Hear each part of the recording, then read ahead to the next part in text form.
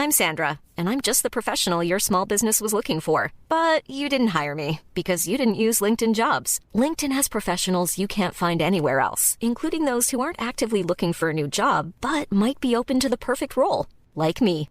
In a given month, over 70% of LinkedIn users don't visit other leading job sites. So if you're not looking on LinkedIn, you'll miss out on great candidates like Sandra. Start hiring professionals like a professional. Post your free job on linkedin.com/spoken today.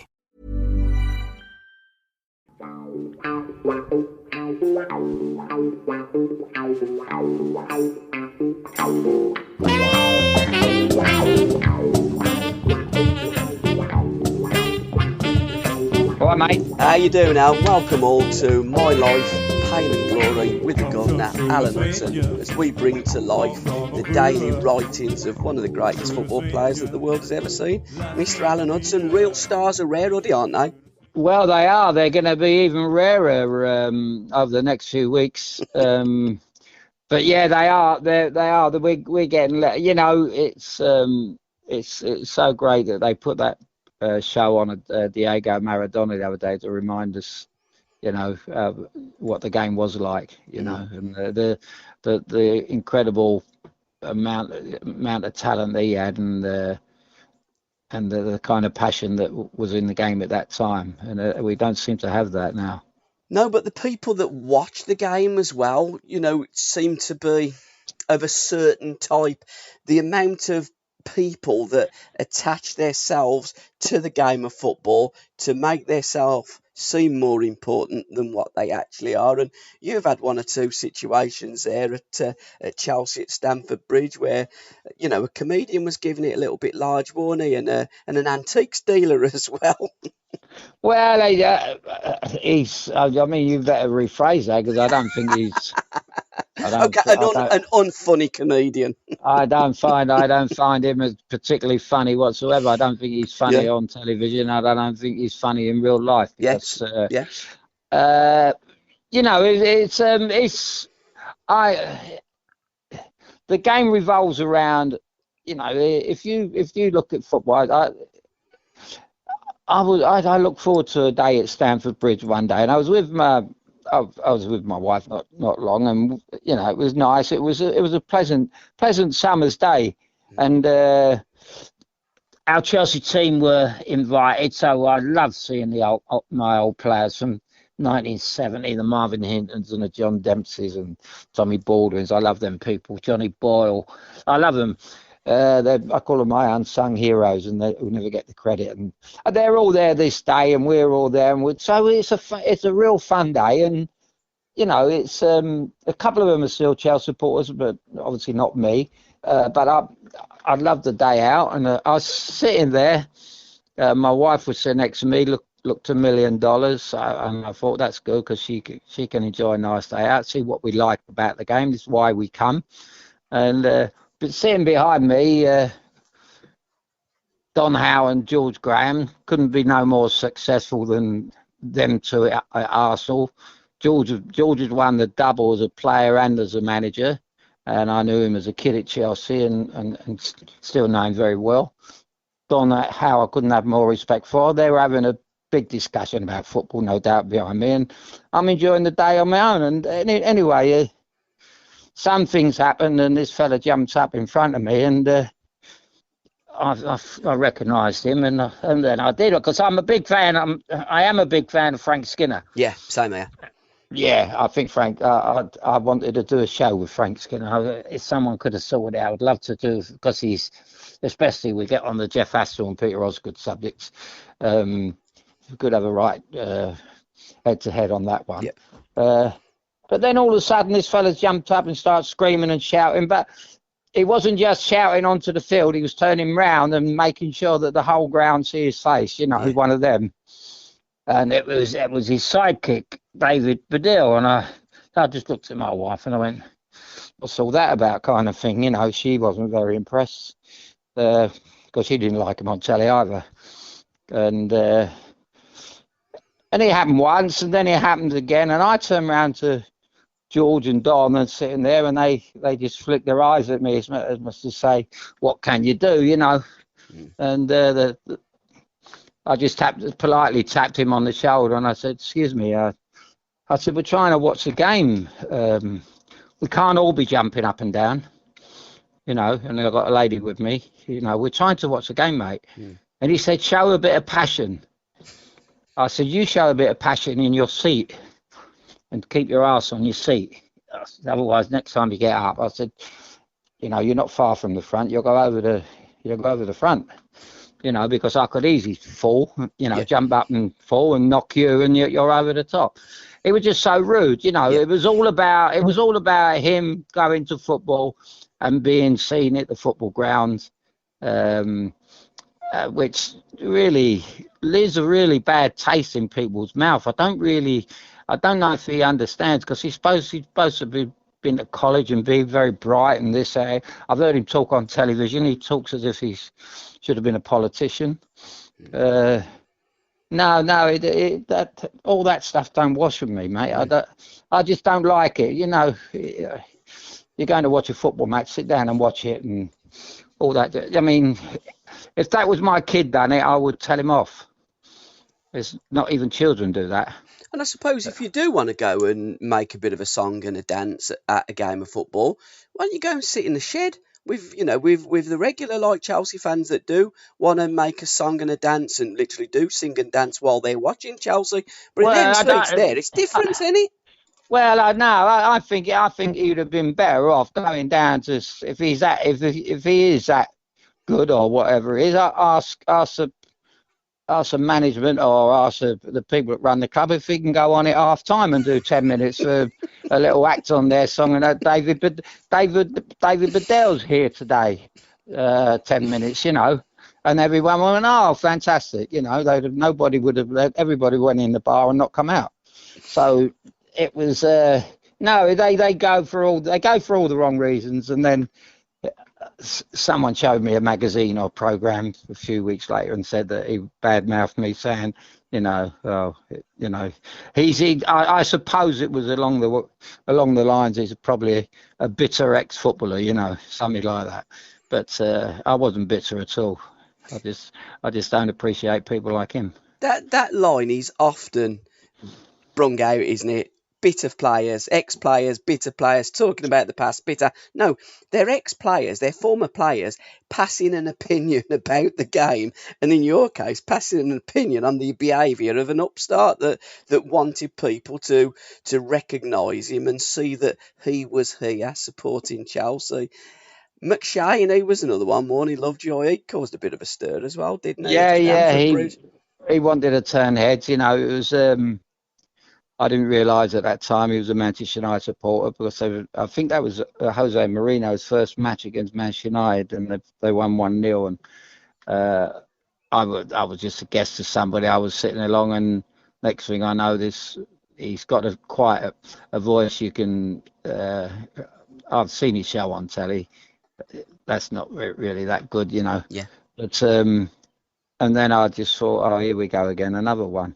You know, it's they do actually go to be seen, and they start talking out loud about football as if they're football people. You know, they're not. They're actors, and they should leave their acting, you know, on the film set or wherever. Because they don't impress anyone. That's what gets me. They just make mugs of themselves, and it don't wash. It don't wash. It's you know, I've been in the company of much bigger stars at Stamford Bridge than him. And that's the thing, in that long room at Stamford Bridge and the King's Road and back in the day, it wasn't uncommon for real stars. They wasn't rare to be seen at Stamford Bridge, was they? Well, I mean, I remember the first time David Webb, he brought the little fellow with a bit, Marty Feldman, in one night into the dressing room, which made us laugh. I don't know if Marty knew anything about football, but he knew Webby from the East End, and he said, "I'll take you to the bridge." But that was nice, you know. He didn't go there for any other reason. And then all of a sudden, Michael Crawford, when he was with Betty, he was. But I've become very friendly with him. Well, most of it, he just loved his football and being around that environment. It was great for him. That's what I would be like, and that's what I think they should be like. The people we just spoke about, gets them away from their own, like Richard Attenborough, the Dickie Darling and all that. You want to get away from all that. You want to get away from the film set and go and see the other side of life and go to another profession and see how they. As a young footballer, even before I signed for Chelsea, as a schoolboy, my mum would pack my sandwiches and drinks and all that, and I'd go off to the Oval and Lords and watch cricket all on my own and sit there, even in empty grounds, and sit there and love it. And it gives you an insight to what else is going on in the world, but you don't have to.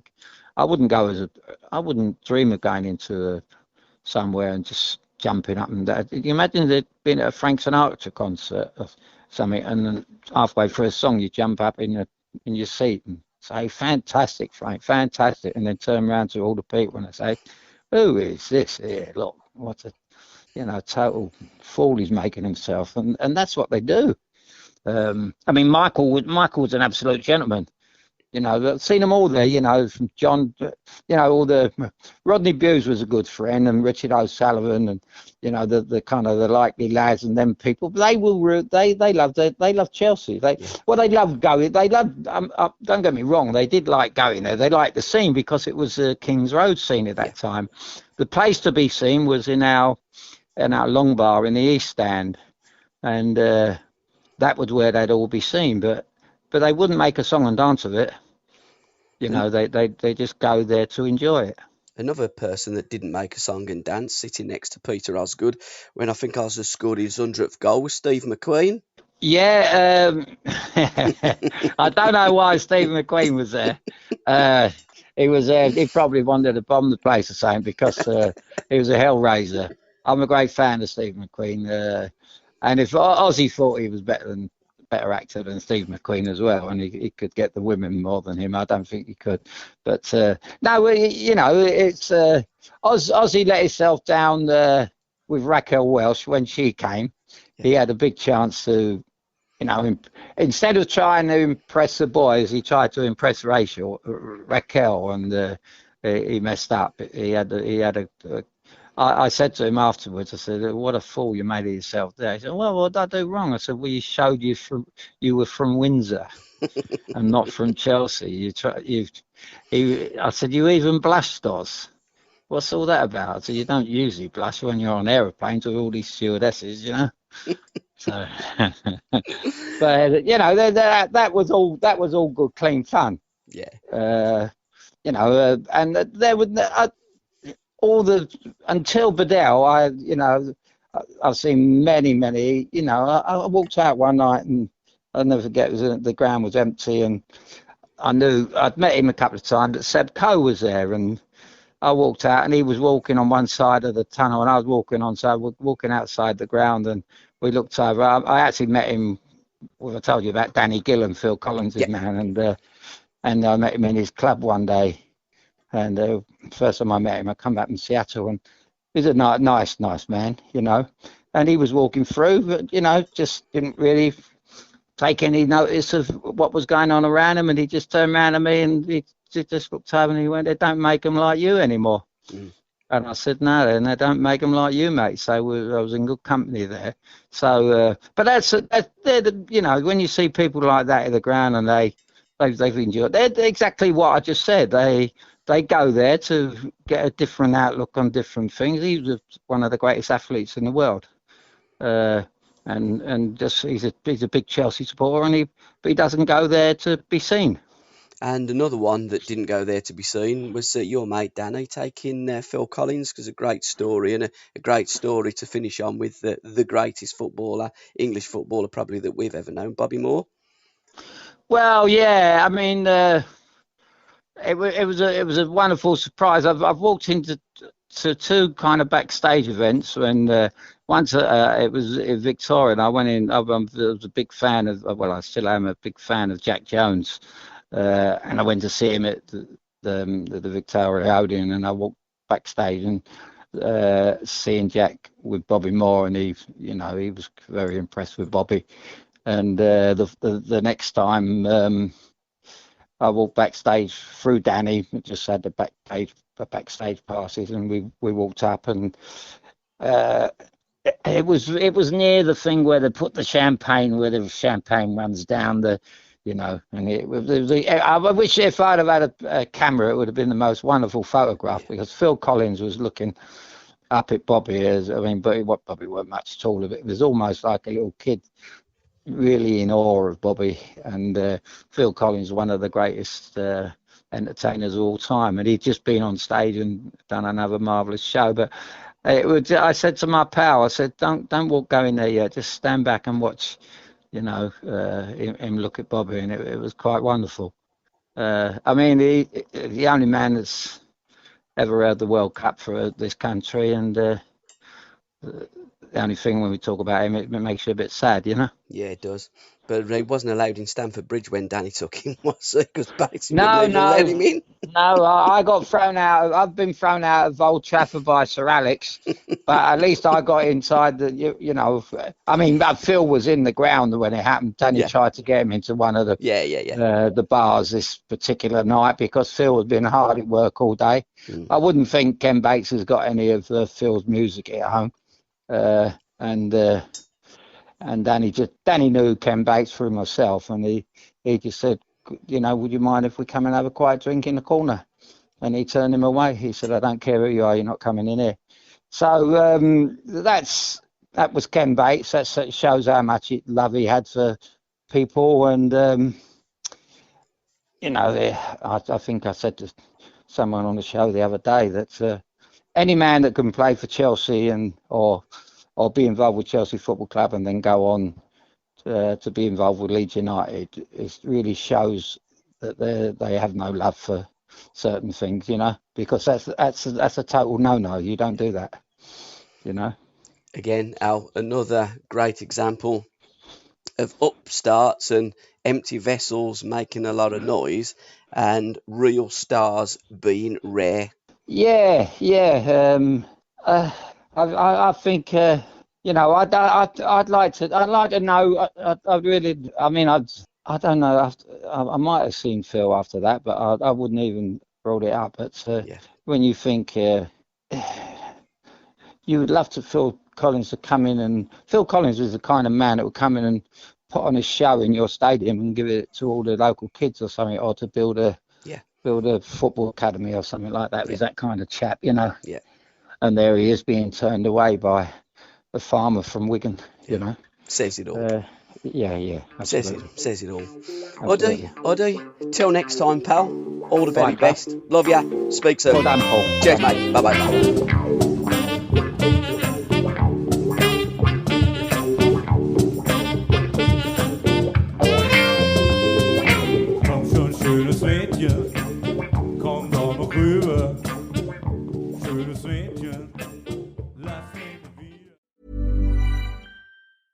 The living room is where you make life's most beautiful memories. But your sofa shouldn't be the one remembering them. The new life-resistant, high-performance furniture collection from Ashley is designed to withstand all the spills, slip-ups, and muddy paws that come with the best parts of life.